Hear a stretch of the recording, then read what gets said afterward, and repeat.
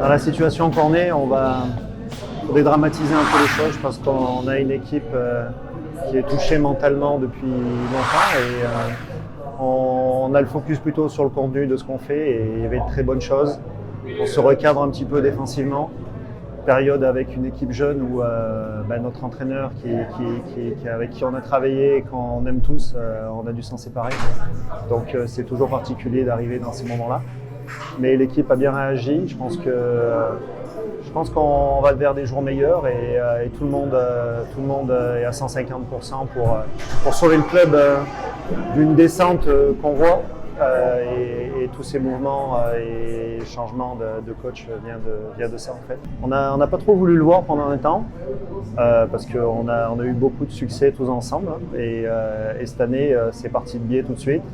On a beaucoup de difficultés à affronter, beaucoup de coups durs et je pense que ce que l'équipe a besoin c'est d'espoir, donc c'est ce que j'essaye de leur ramener, de rassembler les gars et de leur amener de l'espoir et leur montrer qu'il y a une lumière au bout du tunnel et qu'on va s'en sortir. Mais le club de Marseille, c'était pas des amis ce soir-là pendant 60 minutes, mais c'est un club qu'on affectionne beaucoup et on était avec eux l'année dernière quand c'était compliqué. Donc vous pouvez demander aussi à John et à Luc, ils voient à travers quoi on traverse.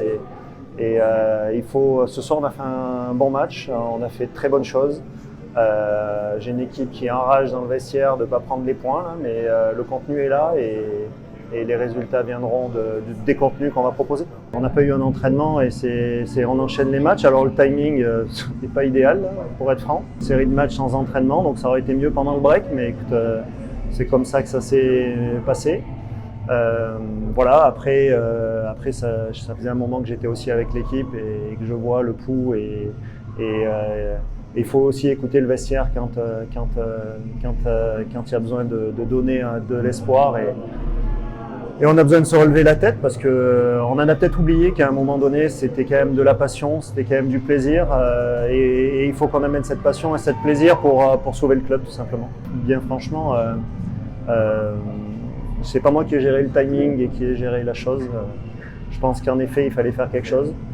Je savais même pas que c'était nécessairement moi qui allais reprendre, mais écoute, ça s'est fait comme ça et c'est pas nécessairement moi qui ai choisi ça et le timing et tout. Là. Le président a consulté à gauche à droite pour voir ce qu'il fallait faire et puis il a pris cette décision et c'était pas une décision facile à prendre parce que Eric fait complètement partie de notre projet. On voulait aller au bout de cette saison avec lui et je pense qu'il le méritait aussi.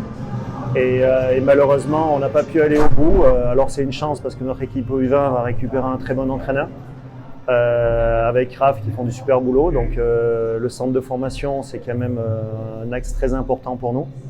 Donc c'est comme ça, on le regrette, lui le premier et on reste tous unis avec lui aussi. Très clairement, il faut pas se voiler la face. Je pense que je parlais avec Fabien Colotti là, juste avant de venir vous parler et Marseille est monté et n'a aucune pression. On a un club qui performe très bien depuis plusieurs saisons et je vous dirais dès le premier match de la saison régulière, mais également du match amical, on sentait une pression très importante et c'est une pression qu'on n'a pas su gérer en interne. On se l'est mis nous-mêmes sur nous, derrière des coups du sort, des blessures, etc. On revoit un peu la voilure de l'équipe où on se sépare de deux gars qui étaient des petits budgets pour aller chercher des gars d'un potentiel supérieur, donc de plus gros budget, un choix stratégique différent. Donc ça nous a un peu flingué les premiers matchs, plus la pression qu'on se mettait. Le début de saison n'était pas bon. Donc derrière, on a essayé de redresser la barre et là, les blessures sont arrivées. Et donc non, c'était compliqué.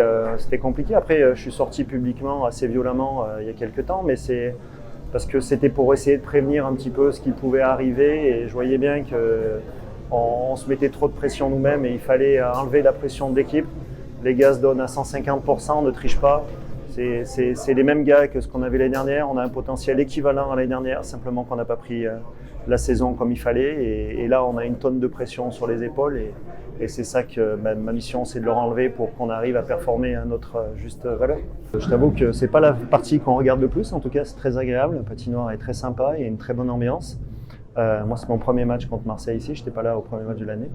Donc non, c'est super, ça fait plaisir. J'avoue que vu que c'est quand même, on a quand même fait 2 finales de Coupe de France avec le logo des Spartiates sur le casque. Donc c'est quand même un club qui nous tient à cœur. Et puis pour le hockey français, je pense que c'est important.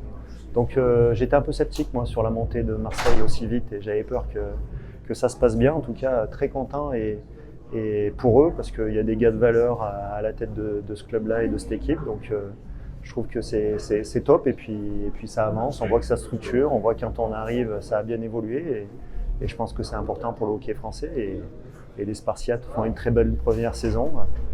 Il faut qu'ils regardent de notre côté pour éviter de ne pas faire la même chose parce que nous on en faisait 3 très bonnes juste avant. Là. Donc ça peut vite tourner et le sportif et le mental, c'est 2 choses qui doivent se gérer, quoi.